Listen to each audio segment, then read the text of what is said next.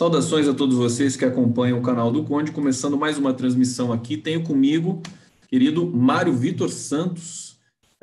Vamos conversar sobre pandemia, sobre quarentena, sobre política, sobre cultura, sobre Casa do Saber, enfim, sobre, inclusive, jornalismo também, que é um assunto que o Mário Vitor gosta muito, até porque ele também é um jornalista. Como vai, Mário Vitor Santos? Tudo bem?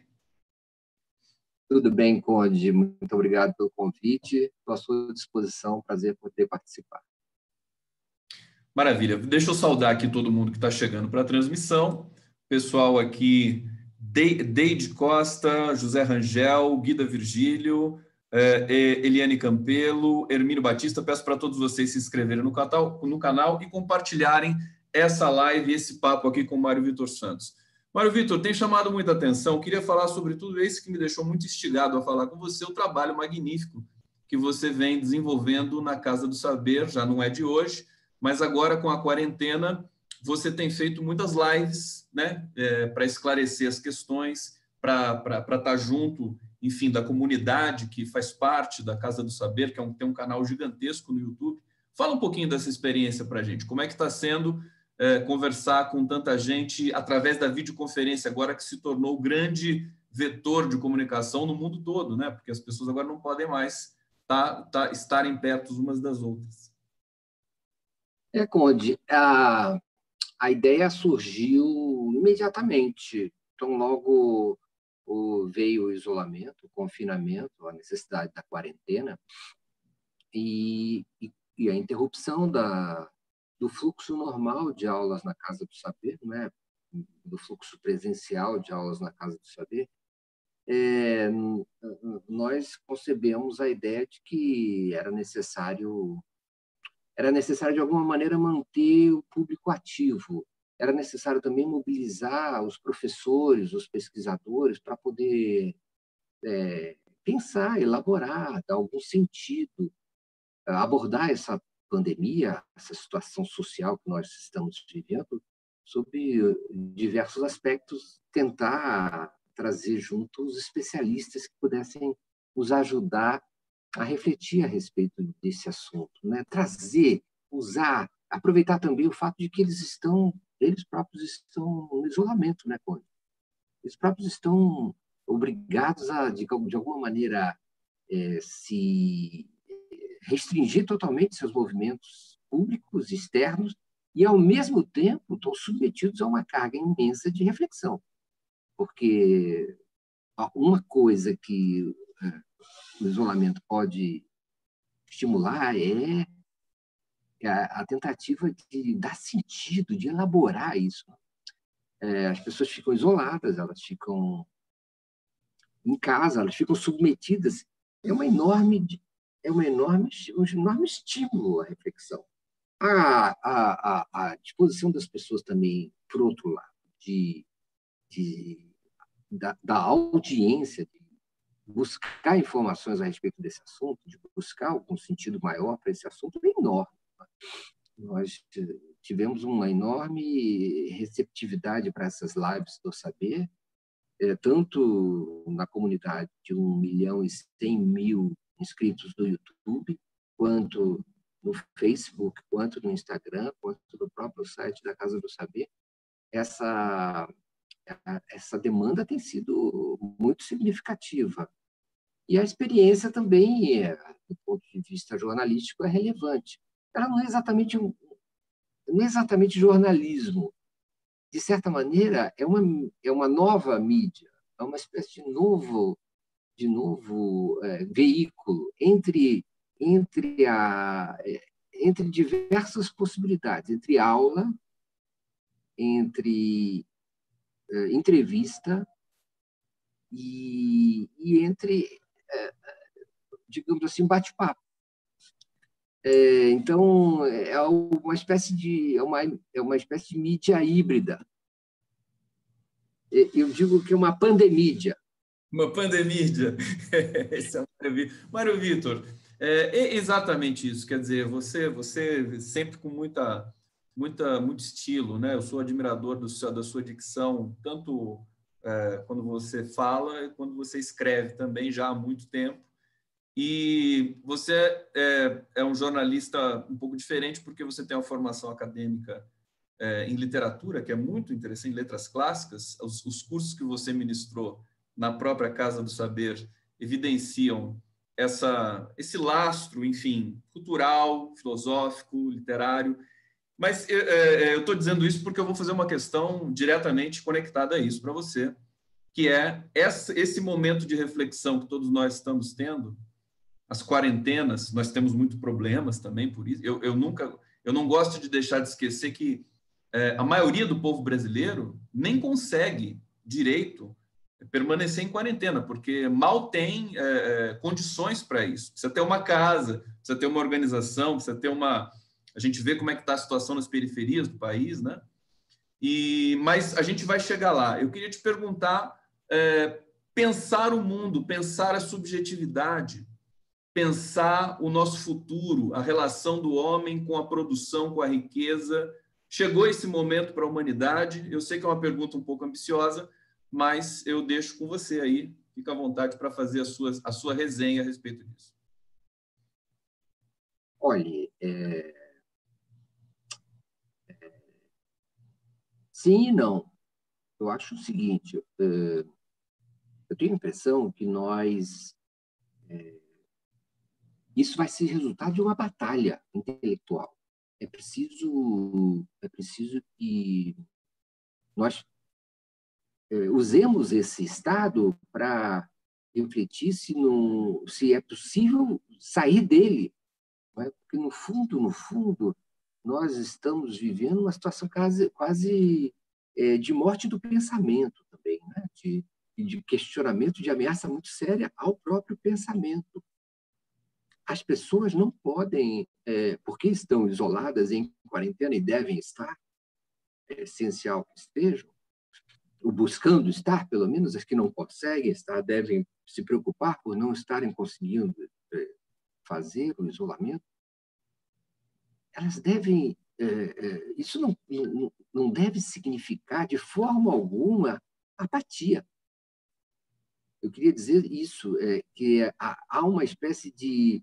deveria haver uma espécie de implícito compromisso com a rebeldia durante o isolamento e com a quarentena. De uma rebeldia contra o próprio, embora respeitando, contra a própria situação que nós estamos vivendo. É preciso não entrar na letargia e na apatia e na depressão, mas, ao contrário, buscar questionar o mundo em que nós estamos vivendo e o mundo que nós estávamos vivendo e o mundo em que nós estamos ainda submergidos. É um mundo muito alienado, muito distante dos nossos desejos, muito distante de uma espécie de valorização do ser humano, valorização da liberdade. Já vivíamos assim, e agora estamos vivendo o ápice dessa espécie de mundo travado, inviabilizado, intelectualmente muito limitado e muito regulado por uma ordem ditada pela técnica, né? Ditada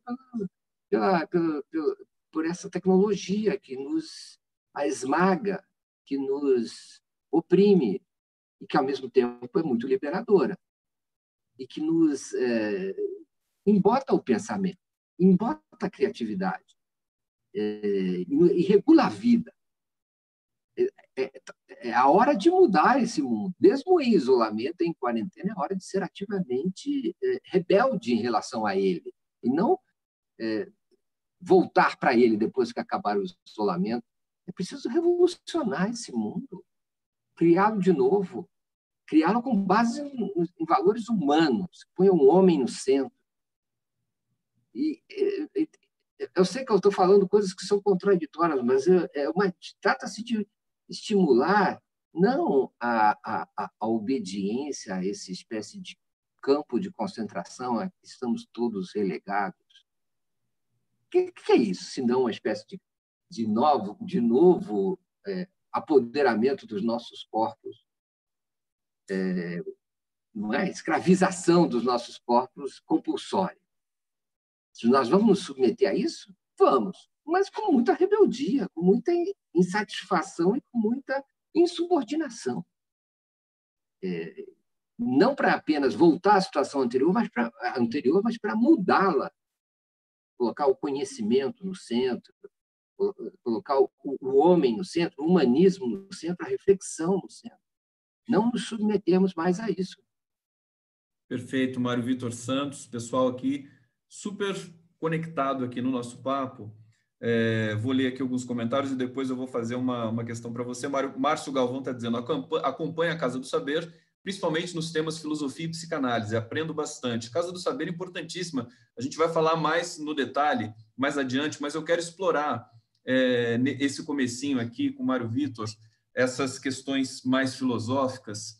Pra gente, eu acho que a gente está tendo eu estou tendo muita necessidade disso, pessoalmente também, o trabalho que eu faço de muitas lives e de muitos artigos, enfim, entrevistar muita gente, a gente vai ficando também um pouco saturado de tanta informação e às vezes precisa desacelerar. E eu acho que assim, o meu convite a você tem a ver com isso também, querido Mário Vitor Santos. Agora, quando veio essa ordem, quer dizer, essa coisa da quarentena, e a gente percebe que alguns empresários, e sobretudo a nossa presidência, que nem mais pode ser designada agora completamente, a gente já tem uma ambiguidade de poder no Brasil muito forte, talvez entremos nesse assunto mais adiante, mas a quarentena, ela tem esse efeito colateral que é perigoso para o poder.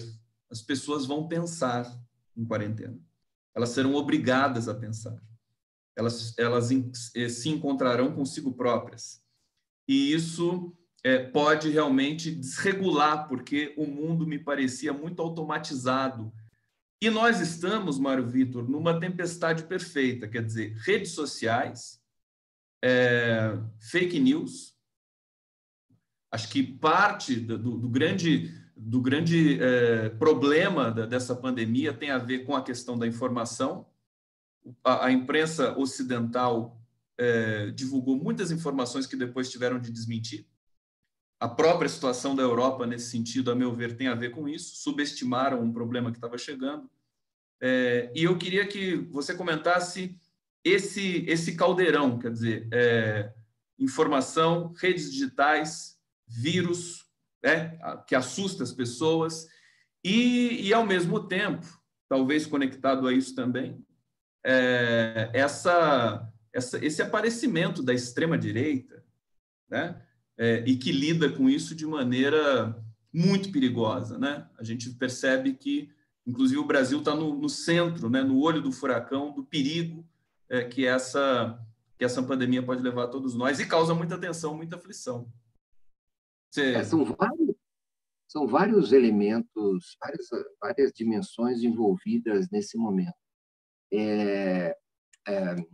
Falando um pouco da situação da quarentena, das redes sociais, dos vírus e tudo,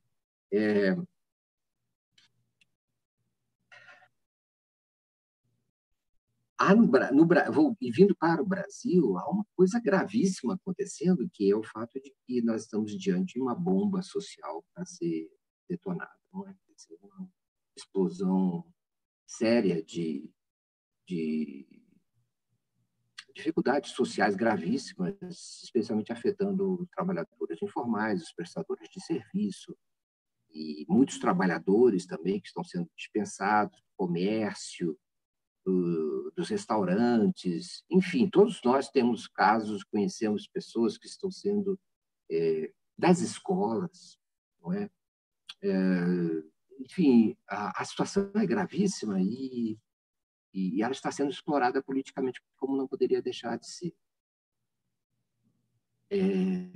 De uma forma irresponsável, o presidente Bolsonaro age em cima dessa população da maneira mais oportunista e rasteira possível, de uma forma cruel e de uma forma sádica contra essas pessoas. Em lugar de protegê-las, em lugar de defendê-las, o presidente simplesmente as expõe ainda mais. E o presidente coloca... Na verdade, o presidente deveria providenciar maneiras de suportar a vida das pessoas que estão sendo desempregadas por conta dessa crise social gravíssima. Em lugar disso, ele diz que elas têm que voltar ao trabalho, que elas têm que se reinserir nas situações de crise e de risco. Esse é o maior problema. E, por outro lado, isso é um risco político também eleitoral. O presidente tem conseguido mobilizar uma base razoável e manter uma base razoável entre essa população mais pobre. E atua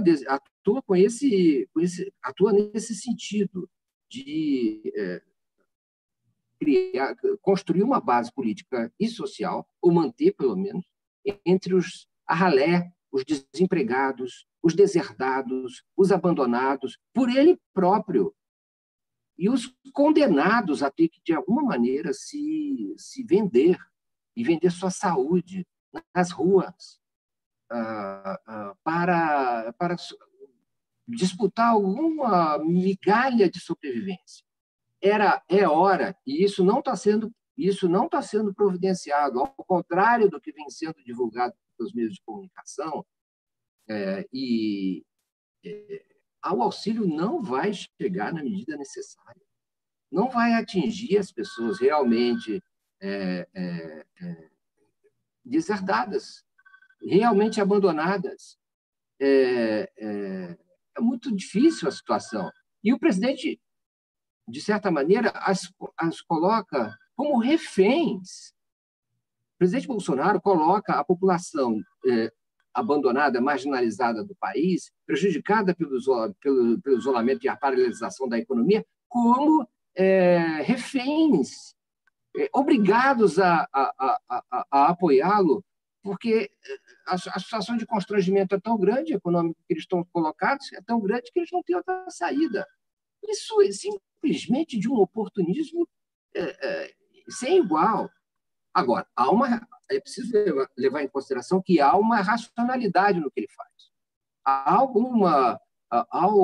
uma espécie de intencionalidade e há um certo método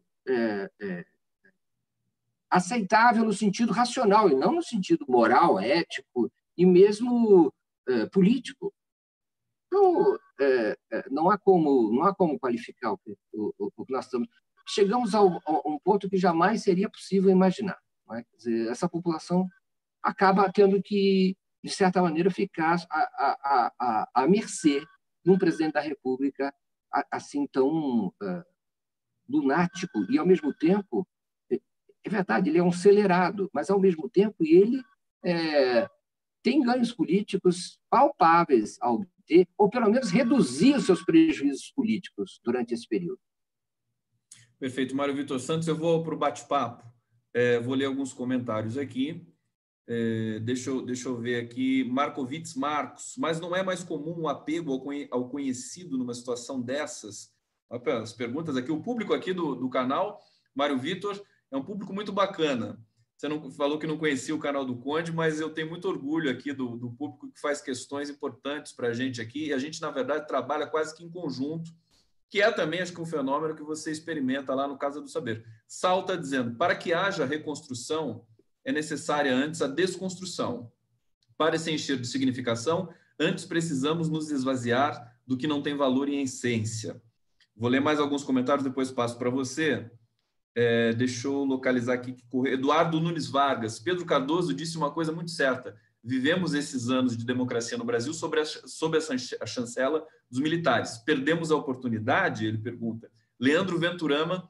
Mais do que nunca, há uma busca por conhecimento, mesmo que seja subconsciente. Eu vejo, você falou em irracionalidade, eu entendo essa menção, mas eu tenho observado muita irracionalidade nesse processo civilizatório, não brasileiro apenas, mas global. A gente percebe a fragilidade, né? Nós, linguistas, costumamos chamar fenômenos como racionalidade, próprio cartesianismo, de efeitos.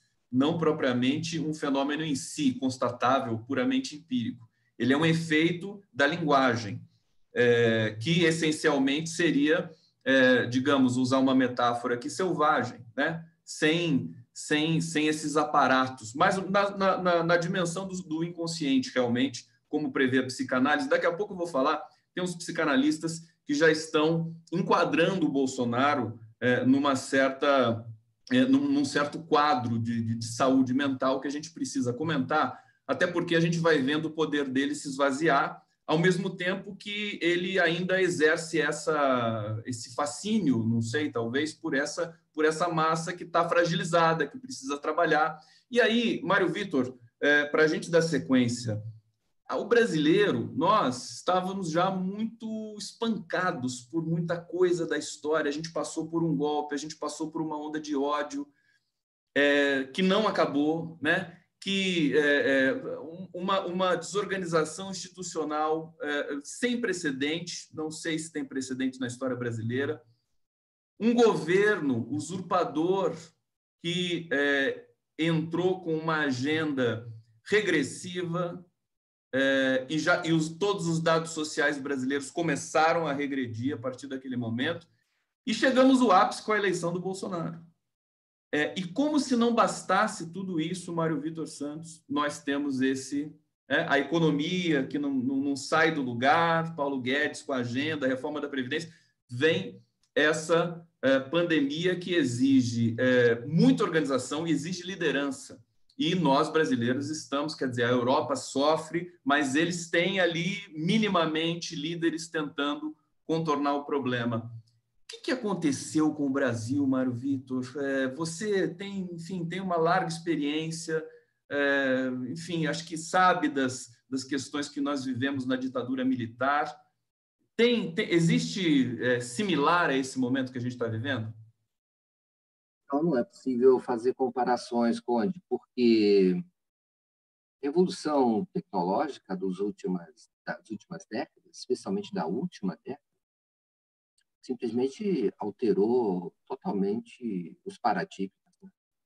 Então, não é possível mais conseguir entender de forma global quais serão as formas de comportamento quando o mundo deixou de ser, digamos assim, mediado ou passou a ser, por um outro lado, exageradamente mediado. Todos nós estamos diretamente usando os aparelhos, não é? O tempo todo, vivemos nos aparelhos, e também uma parcela imensa da população vive inteiramente à mercê ou convive e atua dentro dessas próteses, né, poderosíssimas. E isso alterou totalmente as regras do jogo. A gente pode falar de Bolsonaro. Bolsonaro talvez seja o exemplo mais radical no mundo, mas não é isolado, né? A gente pode falar de Trump, de Orbán, de Matteo Salvini. Nós podemos falar de inúmeros exemplos. Como? O Boris Johnson, né? Só lembrando. Boris Johnson e toda a pantomima em torno do Brexit. Há uma espécie de confluência entre crise socioeconômica, decadência socioeconômica de vários países e de vários estratos de classe dentro dos países, e forma um caldo de cultura muito favorável aos populismos e às teorias da conspiração e aos nacionalismos chauvinistas, racistas, ao racismo. Então, isso potencializado de forma incontrolável pelas mídias, pelas redes sociais, pelos canais de comunicação imediata e de difusão de notícias sem controle. ou de notícias, ou de falsas notícias sem controle, e de versões, e de opiniões. Então, aparentemente, as maiorias são deslocadas facilmente e ao sabor de ondas aparentemente irracionais, que desviam a capacidade mais previsível anteriormente de movimentos eleitorais súbitos. Então, a gente pode dizer assim, atendendo à democracia, como acontece em todos os países, em todas as épocas, o brasileiro escolheu o presidente Jair Bolsonaro. O eleitor norte-americano escolheu Donald Trump. Verdade, isso não há nada melhor, e eu continuo achando que vale a pena seguir a regra segundo a qual todo ser humano deve viver as consequências de suas escolhas. Nada melhor do que viver as consequências de suas escolhas. Se você é adulto, viva as consequências de suas escolhas. É isso que nós estamos assistindo no Brasil. Os brasileiros estão vivendo as consequências de suas escolhas. Consequências elevadas. Desculpa, Mário, sem querer te interromper, mas já só para fazer um comentário. Consequências elevadas a 1/10 potência, né? Saiu Exatamente. muito mais forte do que esperávamos. Né? Exatamente.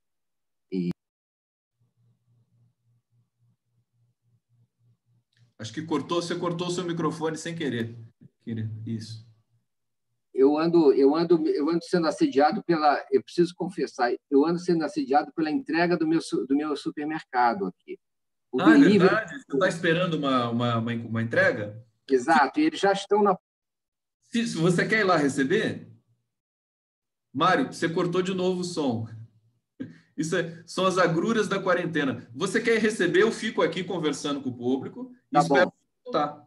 Se você quiser cortar minha imagem, pode cortar, fique à vontade. O pessoal me dá uma anistia por 5 a 10 minutos e a gente já resolve, tá bom? Tá bom, deixa eu ver se eu tenho aqui, como é que eu faço. Talvez seja melhor você sair da ligação, Mário, e depois você entra de novo. Você consegue sair? Bom, vou ver se... Conversando com o pessoal aqui. Agora pode.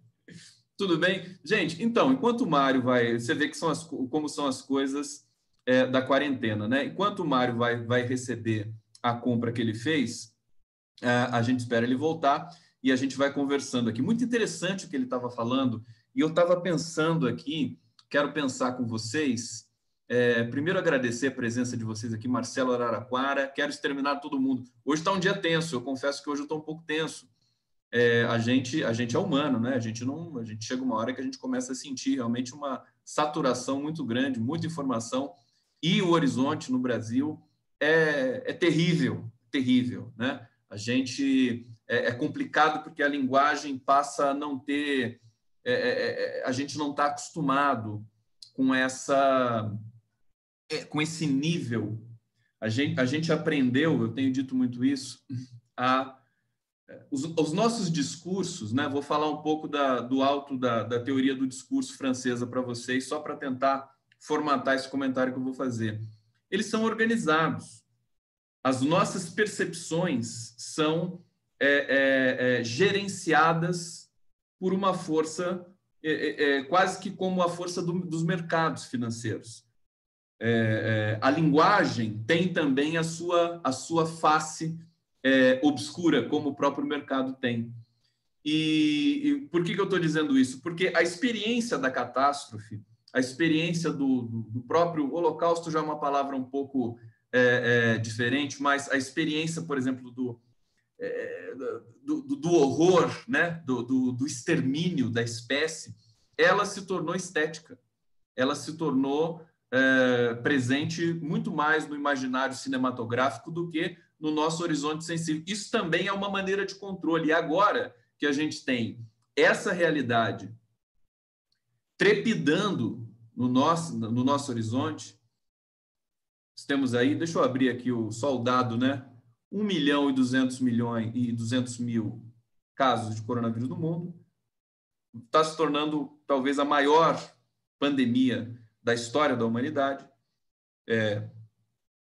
não sei, a gente sabe dos dados da gripe espanhola que vão sendo suscitados agora para corroborar, digamos assim, a gravidade do momento que a gente está passando, 75 milhões de mortos, mas é uma estimativa também, no caso da gripe espanhola, mais 64 mil mortes no mundo. Né? Esse momento aqui com a estatística atualizada bem na minha frente. E o Brasil candidato a ser um problema talvez o maior do planeta, né? Porque nós temos aqui um coquetel realmente catastrófico, que é desigualdade social, um presidente que já não manda mais, mas que incita e atrapalha muito os cuidados que nós temos de ter com essa pandemia, e a questão da linguagem, justamente. A gente não consegue dimensionar, a gente vai tentando dimensionar o horror que está por vir, as pilhas de cadáveres. A gente viu o Equador, o que estava acontecendo, cadáveres sendo empilhados nas ruas, porque não existe serviço de funerário mais que dê conta das mortes que vão acontecendo lá, e o Brasil vai encaminhando para isso. E aí a gente fica dentro de casa e vai se corroendo, vai pensando nos familiares, vai pensando, enfim, eu penso muito no meu filho, penso o que vai acontecer com ele. Ele vai perder um período imenso do amadurecimento dele. Não sei como vai ser o retorno disso, não sei como o estado de São Paulo, como as cidades do interior vão poder gerenciar isso. Mas a questão que eu vou fazer para o Mário, quando ele voltar aqui, eu já vou dizendo com vocês aqui, que a chegada do coronavírus no mundo trouxe de novo a agenda da esquerda, da agenda do Estado, a agenda do investimento em saúde pública, a agenda do cuidado com o trabalhador. O Mário está voltando. Mário Vitor, eu estou fazendo a questão aqui para você e vou recomeçar para você pegar na íntegra aqui.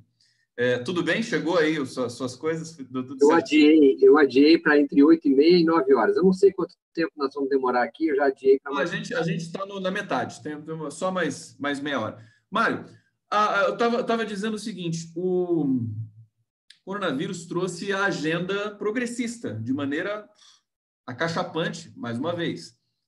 E é talvez por isso que muitos presidentes aí de extrema-direita estejam com tanta dificuldade, mas alguns deles foram empurrados para essa agenda, que é a agenda do investimento em saúde pública. No Brasil, por exemplo, todo mundo começou a elogiar o SUS, que merecia ser elogiado já em outros tempos. E a gente vinha, quer dizer, próprio jornalismo ali alinhado com o programa de Paulo Guedes para exterminar todos esses elementos. Investimento público em saúde, o cuidado, enfim, de uma previdência digna. Vem essa pandemia e todo o discurso agora terá de ser reelaborado. Como é que você vê esse fenômeno? Como é que você vê esse realinhamento, cujos protagonistas, Armínio Fraga, Luciano Huck no Brasil, todos estão ali já tomando as suas novas posições. Eles já vinham se assanhando para dizer que tinha de combater a desigualdade social, mas agora isso ficou escancarado. Fala para a gente, Mário. Olha, eu gosto muito de uma frase. Eu não sou um economista, não sou um especialista nesse assunto, mas eu gosto muito de uma frase que diz assim: de repente, somos todos keynesianos. É isso. O Lord Keynes, defensor de uma espécie de importância da fundamentalidade da presença do Estado na economia para regular, especialmente em momentos de depressão, o fluxo da circulação econômica, especialmente da moeda, vinha sendo, ao longo das últimas décadas, espezinhado, porque o Estado não pode se imiscuir na atividade econômica, porque o Estado desestimula a eficácia e estimula a preguiça, a ineficácia. O Estado a besta-fera, o Estado é um anátema, o Estado é a origem de todos os males, o Estado é o Lord Keynes, coitado do Lord Keynes, era espezinhado por defender, enfim, o Estado, a fundamentalidade do Estado como regulador de crises, em especial. Agora, subitamente, todos os grandes economistas, de forma unânime, defendem, e os empresários também, grandes empresários e o pessoal do mercado financeiro defendem que é essencial que o Estado entre injetando liquidez, moeda, meio circulante, salvando empresas, nacionalizando empresas, comprando ações das empresas no mercado como se fosse indivíduo.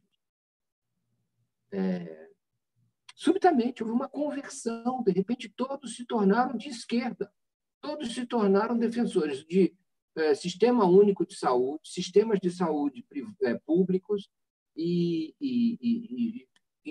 ajoelham-se diante do altar sagrado do Estado, que virou agora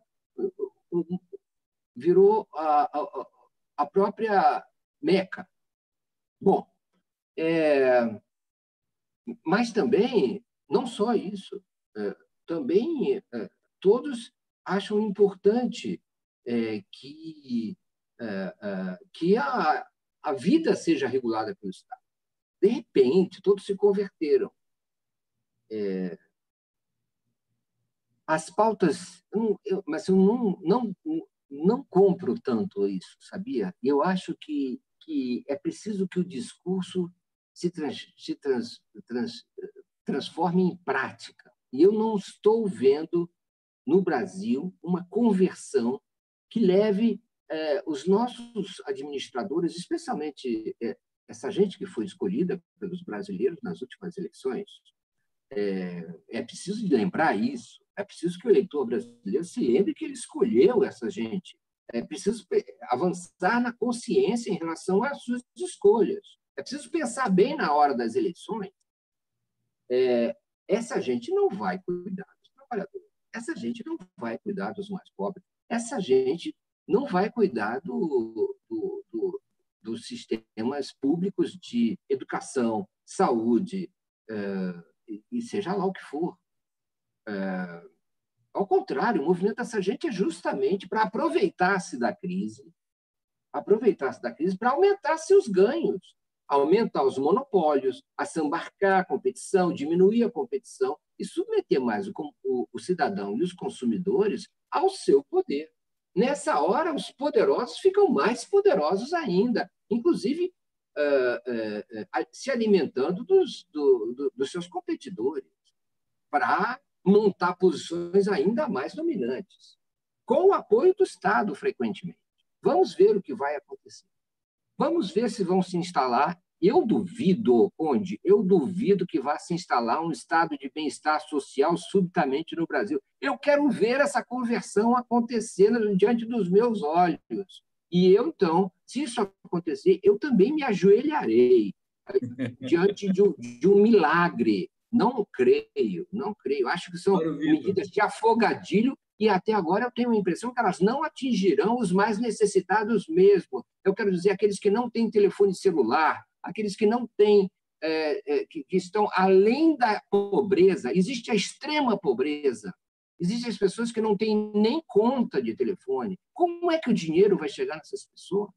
Elas não têm nem condições de fazer um cadastro, elas não têm um computador, elas não têm acesso, elas não têm muito dinheiro para se movimentar no transporte. Como é que isso vai acontecer? Conde, me diga, como é que isso vai acontecer? Deixa eu te dizer, porque eu concordo inteiramente com você. Me lembra, eu conversei recentemente com a Marilene Felinto, e ela diz exatamente isso. Quer dizer, esse discurso todo, a coletiva do Mandetta, todos os profissionais aí, políticos, profissionais da política, né? Dória, Witzel, companhia, tudo isso é um teatro, né? Não chega concretamente à situação que a gente está passando. Sobre o comentário, quer dizer, dessa conversão de todo mundo é keynesiano agora, é interessante. Agora, isso habita o discurso.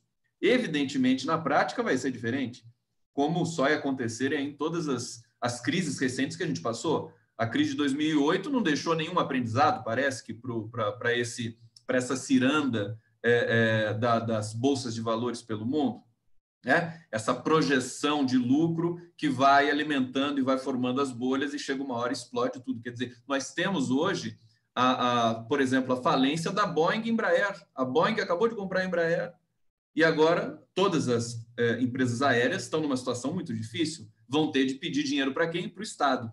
Antes de provocar mais um pouco essa questão com você, deixa eu ler comentários aqui.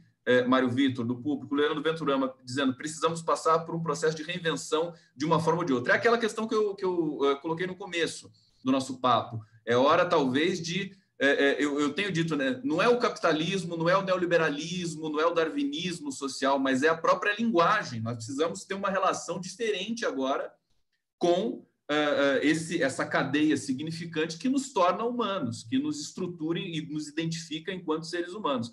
Maria Mercedes Torres, verdade, malditos, só agora porque estão no grelo da lixa. Odeio toda a direita que agora foge da raia.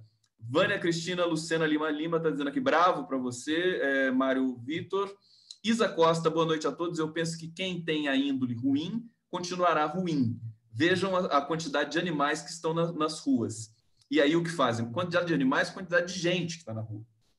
E acho, não sei a que ela se referiu completamente, porque o eixo metafórico também se estilhaçou nesses últimos tempos. A gente às vezes não sabe o que é ironia, o que não é, mas tem uma manifestação marcada para amanhã, Mário Vitor, para defender o Bolsonaro e defender a volta à atividade econômica.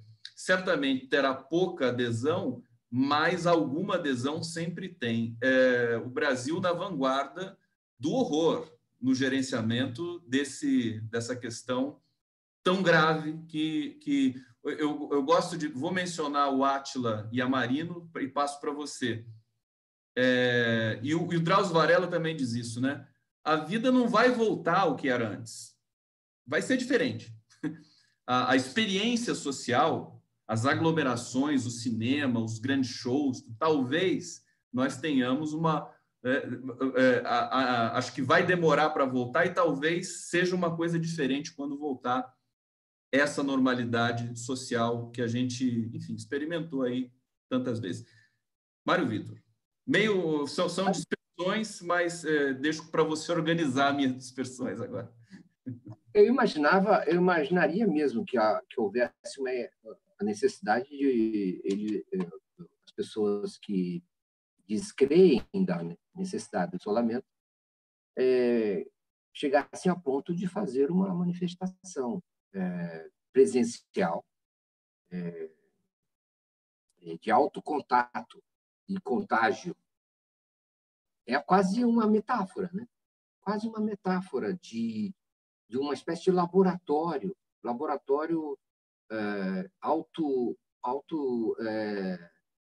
induzido, as pessoas são cobaias de si mesmas e elas se apresentam como cobaias e elas têm esse poder que existe hoje, uma espécie de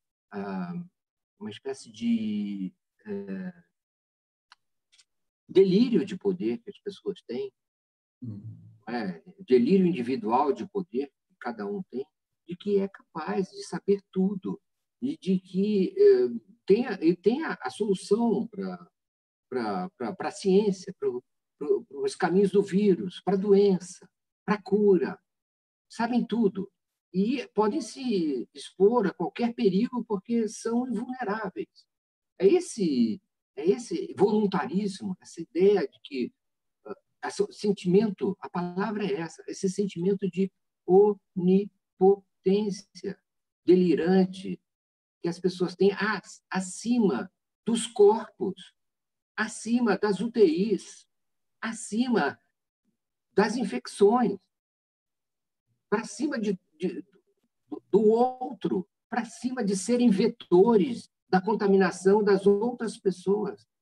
são espécies de embaixadores da morte. Não é? São voluntários embaixadores da morte. Em nome da desgraça dos desempregados, dos deserdados, dos abandonados pelo Estado, pelo governo. Acho que não poderíamos presenciar espetáculo mais macabro. Enfim, é um baile à beira da cova. Enfim, é um ritual, como eu disse, um ritual macabro. É isso que nós estamos presenciando e é a necropolítica, não é? Estamos diante da própria necropolítica, uma política que se vale dos extremos da morte.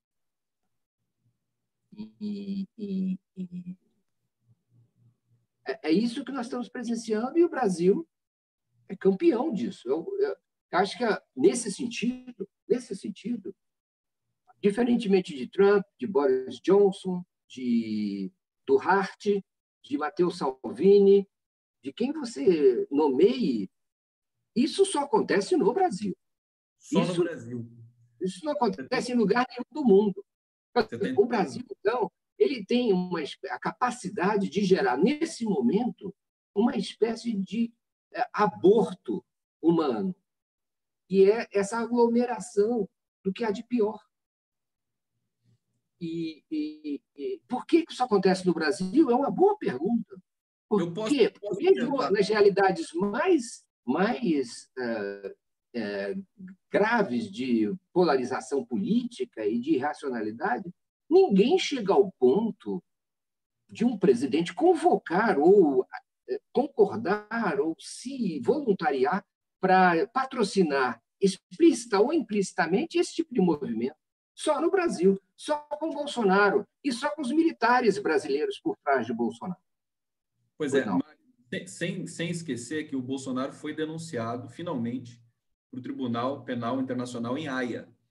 E com um texto que foi feito aqui no Brasil pelos juristas pela democracia e foi denunciado lá por um... Eu entrevistei o advogado Ricardo Franco, um dos profissionais que levaram até a Haia essa denúncia. Agora, o Bolsonaro, então, ele está oficialmente um potencial criminoso contra a humanidade, como o Milosevic, como o Saddam Hussein, enfim, como tantos líderes, chefes de Estado que foram denunciados nesse tribunal. Agora, eu arriscaria uma resposta expressa rapidamente. Por que o Brasil é singular nesse sentido? Porque, a meu ver, esse segmento, bolsonarismo, o antipetismo, eles são quase que eles estão em efeito de sinonímia, né? Quase são sinônimos, antipetismo e bolsonarismo. Eles ainda levam o seu desejo, organizam a sua libido, a sua dicção histórica para contrariar um discurso civilizatório, seja ele de esquerda, seja ele de um setor democrático pura e simplesmente. O que faz eles existirem é negar aquele discurso da contenção, da coletividade, da organização, da democracia, da não onipotência, como você pontuou. E eu acho que é isso que alimenta, é isso que faz algumas pessoas ainda saírem às ruas, correndo esse risco, sabendo que estão indo para o cadafalso, que estão correndo riscos imensos. E nós sabemos que no Brasil, Mário, os casos de coronavírus estão extremamente subnotificados, todos os pesquisadores dizem isso, falta teste, os testes estão começando a fazer em massa agora no Brasil, e quando o dado chegar, eu acho que a gente vai ter um choque muito grande e vai ter enfim, reorganizar mais uma vez o discurso para poder seguir em frente. Antes de passar para você, deixa eu só saudar aqui o público mais uma vez. Eliane Campelo, não seja tão catastrófico, Conde. Manter a positividade fortalece o sistema imunológico. Eu sei disso, eu tento manter, mas eu acho que a gente, enfim, conversando de maneira franca, transparente.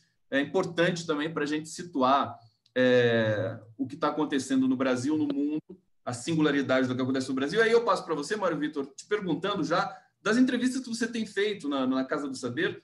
Você conversa com vários especialistas sobre a questão no Brasil da pandemia, questões técnicas, questões sociais, questões políticas. O que você tem aprendido disso tudo? Como é que está sendo essa experiência? O que você tem prospectado de interessante, discurso que aparece aí na resistência, na análise sobre a situação que a gente vive? Olha, eu acho um dado que me chama a atenção é uma perspectiva positiva das pessoas, dos especialistas. Eles olham a situação com um certo otimismo. Eu não vou julgar a opinião deles, mas eu acho que é um traço comum a todos eles. É uma espécie de confiança na sociedade, de confiança no sentido de que algum sentimento de coletividade, de solidariedade ao próximo restará como uma espécie de resíduo positivo ao cabo dessa experiência dura que todos estamos vivendo. Isso diretamente na relação entre as pessoas, cada um com os outros, essa espécie de esse implícito compromisso entre as diferentes gerações, não é? Porque uma geração não vai para a rua, mesmo não tendo muito perigo de se contaminar, mas de vir a morrer por conta das consequências do vírus, porque não quer ajudar na disseminação rápida que contamine a geração mais velha e que essa contaminação acabe gerando uma superlotação de internações nos hospitais e nas UTIs. Então, é uma espécie de compromisso intergeracional e que as pessoas daí derivam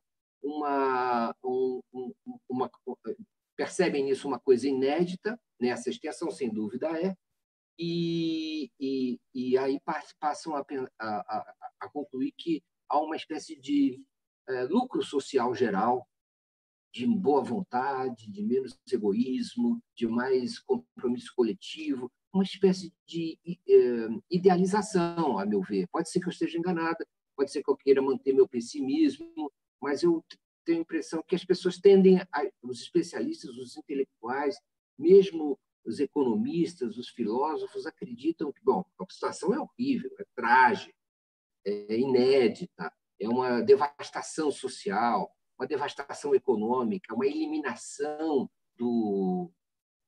de forças produtivas inédita na história da humanidade, algumas pessoas.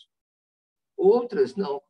O que está se fortalecendo é uma espécie de cooperação nacional entre as pessoas que se isolam, que resolvem assumir um certo compromisso de contenção nos contatos, e que isso é bom, isso é positivo, isso pode gerar uma espécie de uma nova cultura na convivência entre as pessoas. Outras já acham que não, que vai se fortalecer uma espécie de egoísmo entre as nações, uma competição entre as nações, e que a cooperação internacional e a governança internacional, que já vinha sendo tão abalada nos últimos tempos por iniciativas nacionalistas e populistas, como de romper com a Organização das Nações Unidas, de romper com outros organismos internacionais de cooperação, com alianças comerciais, como é o caso do Brexit, né? Como é o caso do Brexit, que elas vão se fortalecer ainda mais, que o egoísmo e o fechamento das fronteiras vai ainda ser maior, e a aversão ao estrangeiro e ao contato com o diferente vai se agudizar. Então, há diversas nuances, mas eu tendo a achar que, no plano nacional, as pessoas acham que isso está sendo bom, porque está havendo um sentido mais de sociedade, de coletividade, de cidadania e de... Bom, isso nós temos que levar em consideração que nós estamos vivendo o início. né?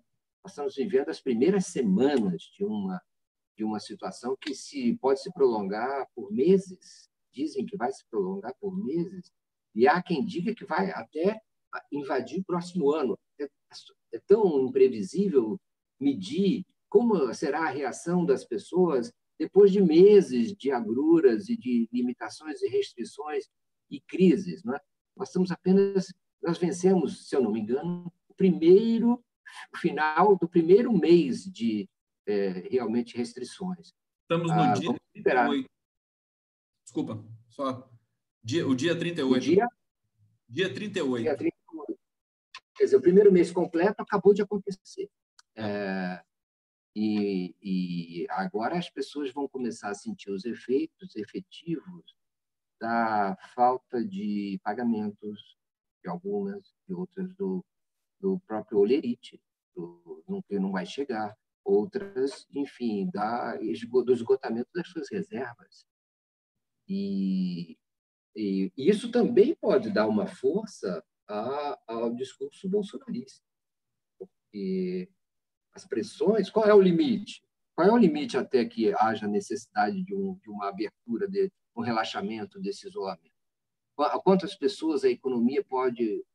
Quanto tempo ela pode aguentar nessa situação de isolamento radical, total, sem atividade? Quanto tempo nós conseguimos aguentar? Isso Bolsonaro sabe e tenta explorar de forma demagógica. Mário Vitor, vamos para o último bloco aqui, rapidamente. Eu queria só pontuar, com base no que você disse aqui, que a minha opinião é que falta liderança no Brasil, no mundo também. Esse processo, né? A gente assistiu os países asiáticos terem combaterem de maneira muito mais eficiente, inclusive nesse momento, a pandemia, e o Ocidente praticamente subestimou tudo isso, porque há, de fato, um déficit de liderança no mundo, e no Brasil, então, nem se fala. Eu acho que é necessário isso, né? Não naquele enfoque da idolatria ou da genialidade, mas alguém tem de apontar caminhos, né? A voz, né? Uma voz precisa aparecer. Mário Vitor, eu quero te perguntar, eu vou colocar na nossa tela o canal do Casa do Saber, que eu estou super empolgado realmente com o trabalho que você vem fazendo lá, e para dizer para as pessoas que estão assistindo a gente aqui, para acompanhar esse trabalho. Quer dizer, olha aqui o canal do YouTube do Casa do Saber, mais de 1 milhão de inscritos, é um canal imenso, e aqui o material que está sendo gerado, aqui o Mário Vitor, em vários vídeos, as entrevistas. Está fazendo diariamente, Mário? Eu ontem fiz a 21ª. Nós temos feito, nessa última semana, nós fizemos 2 por dia, e a tendência, pelo que eu estou vendo para a próxima, será igual. Pelo menos duas conversas por dia. Já temos na segunda-feira um Ari Solon falando sobre pandemia e teorias da conspiração. E foi o que mais que tem? E tem uma outra noite que eu não me lembro exatamente. Tem o Fernando Schuller, colunista da Folha, falando sobre programas de renda mínima. Veja só. Você que vai entrevistá-los? Eu vou conversar com eles, exatamente, os dois. Então, é um novo ciclo de trabalho agora para você, né, Mário Vitor? Essas entrevistas diárias. E quero te perguntar, eu abri também aqui o site do Casa do Saber, como é que estão as atividades, os cursos, as palestras? Estão sendo feitos à distância? Fala para a gente. Todo tipo de coisa está sendo engendrado. A Casa do Saber ela tem uma intensa atividade, como você lembrou, nos meios virtuais. Além do canal no YouTube, que tem 1.100.000 inscritos, agora ela vem tendo, já há mais de um ano, um aplicativo tipo Netflix do Saber, chamado Casa do Saber On Demand, que é um grande sucesso também. É um canal com mais de 120 cursos, alguns deles gravados especialmente, outros gravados na Casa do Saber, editados e reempacotados, e que tem, enfim, você se inscreve, você assina, você faz uma assinatura e você paga uma mensalidade e você tem acesso livre a esses. Nesse momento, esses cursos estão, esse aplicativo está gratuito por 30 dias. Então, Olha que quem quiser bacana. pode se cadastrar e tem esse acesso gratuito por 30 dias. Talvez, enfim, a gente está vendo o que a gente vai fazer, porque realmente é um momento em que as pessoas estão em casa e elas querem aproveitar o tempo, Mário Vitor, eventualmente, que tem um livro repete para a gente, desculpa, repete o nome desse aplicativo do Casa do Saber? É uma Casa do Saber on demand. Casa On do Saber Demand. on demand. Ele On está no demand. site? E ele está é um aplicativo, portanto, você tem que baixar ou na loja do Do Google, Google Play? a Play Store, ou na App Store, se você tem um dispositivo, um iPhone, ou Bacana. um tablet da Apple. Você baixa lá, é um aplicativo tipo Netflix, você faz o cadastro e você tem acesso a toda essa... São horas e horas, e para você ter ideia, só nessa promoção de gratuidade, nós já temos mais de 120 mil inscritos. Quer dizer, é uma demanda, um interesse, uma curiosidade sobre as pessoas que querem saber mais, refletir mais. Elas têm total consciência do valor que tem aprender nesse momento, tanto para a pessoa atravessar essa tempestade, quanto para depois, profissionalmente, ela vir a descobrir qual vai ser a sua atividade futura. Estão vendo que maravilha o trabalho do Mário Vitor, da Casa do Saber? Eu estava muito ansioso para passar. Muita gente já conhece, evidentemente, muita gente dizendo aqui que conhece a Casa do Saber. O pessoal está perguntando outras coisas sobre a cassação aí do PT. Agora saiu uma nota sobre isso, mas não vai dar tempo da gente tratar disso hoje. Fiquem tranquilos que eu vou tratar nas próximas lives. Mário Vitor, para encerrar, quer dizer, eu quero te dar os parabéns. Eu me lembro, eu estava lendo aqui sobre a Casa do Saber. 2004 é o ano 1 do Casa do Saber, né? Mas eu me lembro de ouvir essa expressão Casa do Saber em outros momentos. Eu ouvia muito a FM Cultura. Ele nasce em 2004, realmente? Nasce em 2004, lá surgiu em 2004 e eu já estava lá. 6 meses antes de surgir, eu fui chamado para fundar o projeto, criar o projeto, fazer a programação. E me encontro lá até hoje e, para minha surpresa, com esse enorme sucesso desse projeto que se desdobrou e hoje está em meio à maior pandemia, ainda sobrevivendo de maneira... Nós vamos ter cursos online, ao vivo, cursos emitidos da Casa do Saber, cursos emitidos da Casa do Professor. Vamos ter cursos pré-gravados e empacotados para a versão agora, atualmente, que é impossível ter público.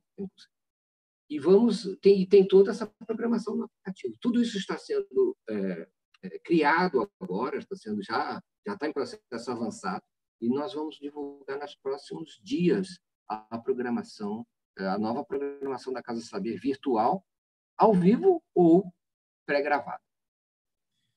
Mário Vitor Santos, eu quero agradecer imensamente sua generosidade de estar aqui com o canal do Conde hoje. Obrigado pelo papo, parabéns pelo trabalho do Casa do Saber. Você é imprescindível nesse momento ainda que a gente está passando, a sua serenidade, a sua inteligência. A gente te acompanha, tá?